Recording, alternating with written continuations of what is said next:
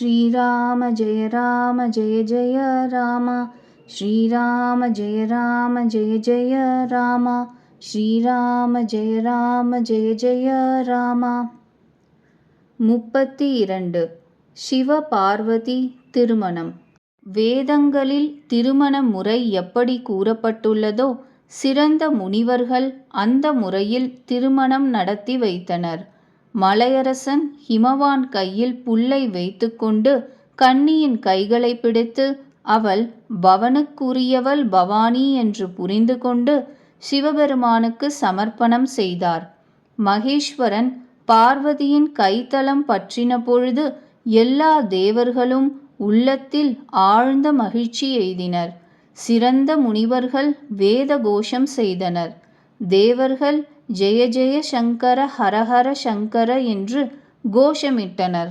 பலவித மங்கள வாத்தியங்கள் முழங்கின. ஆகாயத்தில் பலவிதமாக பூமாரி பெய்தது. சிவ பார்வதி தம்பதிகளின் திருமணம் இவ்விதம் மங்களமாய் நிறைவேறியது. அகில பிரம்மாண்டத்திலும் ஆனந்தம் நிறைந்தது. அடிமை பெண்கள், ஆட்கள், தேர்கள், குதிரைகள், யானைகள், பசுக்கள், வஸ்திரங்கள், மற்ற அருமை பொருள்கள், தங்க பாத்திரங்கள், கட்டுச்சாதங்கள் எல்லாம் வண்டிகளில் ஏற்றப்பட்டு சீர்வரிசைகள் அளிக்கப்பட்டன. அவைகளை எப்படி வர்ணிப்பது? பலவிதமான சீர்வரிசைகள் அளித்து பிறகு கைகளை குவித்து ஹிமவான் சொன்னார், சங்கரா, தாங்கள் பூர்ண காமர், அதாவது எல்லா தேவைகளும் நிரம்ப பெற்றவர். நான் உங்களுக்கு என்ன கொடுக்க முடியும் என்று சொல்லிவிட்டு சிவபெருமானின் திருவடி தாமரைகளை பற்றி கொண்டு இருந்தார். கருணை கடலான சிவபெருமான் தன் மாமனாருக்கு பலவாறாக உபசாரம் சொன்னார்.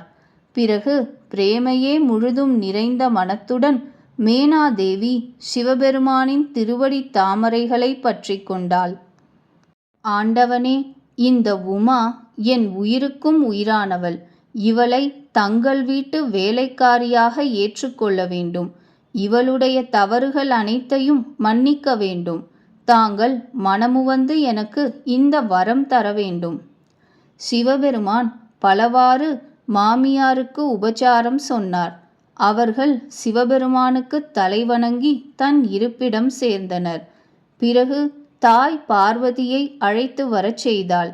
மடியில் அமர்த்தி கொண்டு அறிவுரை இவ்வாறு இனிமையாக கூறினாள். பார்வதி, நீ எப்பொழுதும் சிவபெருமானின் திருவடிகளை பூஜிக்க வேண்டும். பெண்களுக்கு இதுதான் கடமை.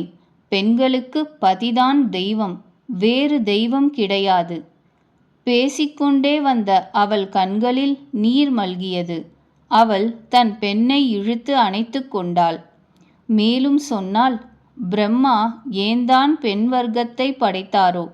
பிறருக்கு அடிமைப்பட்டவளுக்கு கனவில் கூட சுகம் கிடைக்காது என்று சொல்லிக்கொண்டே தாய் மிகுந்த பிரேமையில் குமைந்து விட்டாள். ஆயினும் இப்படி செய்வது இப்போது தகாது என்று உணர்ந்து மன உறுதி பெற்றாள். மேனாதேவி மறுபடியும் அவளை அணுகுகிறாள். திருவடிகளை பற்றி கொண்டு வீழ்கிறாள். அன்பு வலிமை மிக்கது. அதை வர்ணிக்க இயலாது. பவானி எல்லா பெண்மணிகளையும் அணுகி விடை பெற்று மறுபடியும் தன் தாயின் மார்பில் உறைந்தாள். பார்வதி மறுபடியும் தாயை சந்தித்தாள். எல்லோரும் அவளுக்கு தக்கபடி ஆசி கூறினர். பார்வதி திரும்பி தாயை பார்த்து கொண்டே சென்றாள். அப்பொழுது தோழிகள் அவளை சிவபெருமானிடம் இட்டுச் சென்றனர். சிவபெருமான் யாச்சகர்களை திருப்தி செய்துவிட்டு பார்வதியுடன் கைலாசம் சென்றார். எல்லா தேவர்களும் மனமகிழ்ந்து பூமாரி பெய்தனர். ஆகாயத்தில் இனிய துந்துபி முழங்கியது. ஹிமவான் மிகுந்த பிரேமையுடன் சிவபெருமானை கொண்டு விடுவதற்காக தொடர்ந்து வந்தார். ரிஷபக் கொடியோனான சிவன் பலவாறு இவருக்கு உபசாரம் சொல்லி வழி அனுப்பினார். ஹிமவான் விரைவாக தம் இடம் வந்து சேர்ந்தார். எல்லா மலைகளையும் பொய்கைகளையும் மனித உருவெடுத்து வந்திருந்தவர்களை அழைத்தார். ஹிமவான் உபசாரம், வெகுமதி, பணிவு, மரியாதை செலுத்தி அவர்களுக்கு விடை கொடுத்தார். சிவபெருமான் கைலாசம் சென்றடைந்ததும் எல்லா தேவர்களும் தத்தம் உலகிற்குச் சென்றனர். துளசிதாசர் கூறுகிறார், பார்வதியும் பரமேஸ்வரனும் உலகின் தாய் தந்தையர். ஆகவே நான் அவர்களுடைய சிருங்காரத்தை வர்ணிக்கவில்லை. சிவனும் பார்வதியும் பலவித போக விலாசங்களில் ஈடுபட்டனர். தம் கணங்களுடன் கூட கைலாசத்தில் வாழ்கின்றனர். அவர்கள் அன்றாடம் புதிய லீலைகள் புரிகின்றனர். இவ்விதம் வெகு நாட்கள் ஆயின. அப்பொழுது ஆறுமுகன் சுவாமி கார்த்திகேயன் திருக்குமாரராக பிறந்தார். அவர் போரில் தாரகன் முதலிய அசுரர்களை கொன்றார். வேதங்கள், சாஸ்திரங்கள், புராணங்களில் ஷண்முகனின் கதை பிரசித்தமானது. உலகம் அனைத்தும் அறியும். ஆறுமுகனின் அவதாரம், செயல், பிரதாபம், அவருடைய மாண்பு எல்லாம் உலகறிந்த விஷயம்.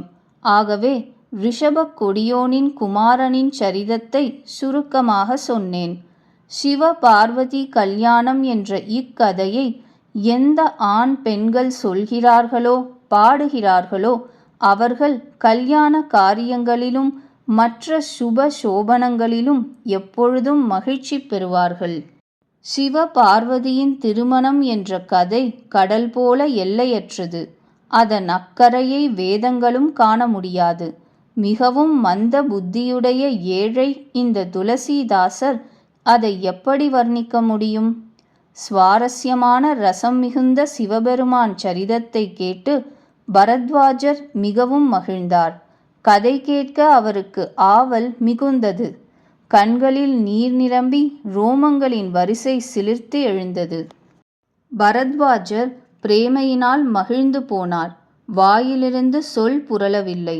அவருடைய இந்த நிலையை பார்த்து ஞானியான முனிவர் யாக்ஞவல்க்யரும் மிகவும் மகிழ்ந்தார். முனிவர் திலகமே, உமது பிறவி பயன் பெற்றுவிட்டது. உமக்கு கௌரி மணாளனிடம் உயிருக்கு உயிரான நேசமல்லவா? சிவபெருமானின் சரண கமலங்களில் எவருக்கு பக்தி இல்லையோ அவர்களை ஸ்ரீராமனுக்கு கனவில் கூட பிடிக்காது. விஸ்வநாதனான ஸ்ரீ சிவபெருமானின் திருவடிகளில் கபடமற்ற பக்திதான் ராம பக்தனின் இலக்கணம் ஆகும். சிவன் போல ராம விரதம் பூண்டவர் வேறு யார் இருக்கிறார்? அவர் சதிதேவி போன்ற பெண்மணியை ஒரு பாபமும் செய்யாத போது கூட தியாகம் செய்தாரே. சபதம் வைத்து ரகுநாதனின் பக்தியை நிரூபித்தாரே. சகோதரரே, சிவன் போல் ராமனுக்கு பிரியமானவர் வேறு யார்? முதலில் நான் சிவபெருமானின் கதை சொன்னது இதற்குத்தான். உங்கள் மர்மம் புரிந்துவிட்டது. நீங்கள் ஸ்ரீராமனின் தூய தொண்டர், எல்லா மன விகாரங்களும் அற்றவர்.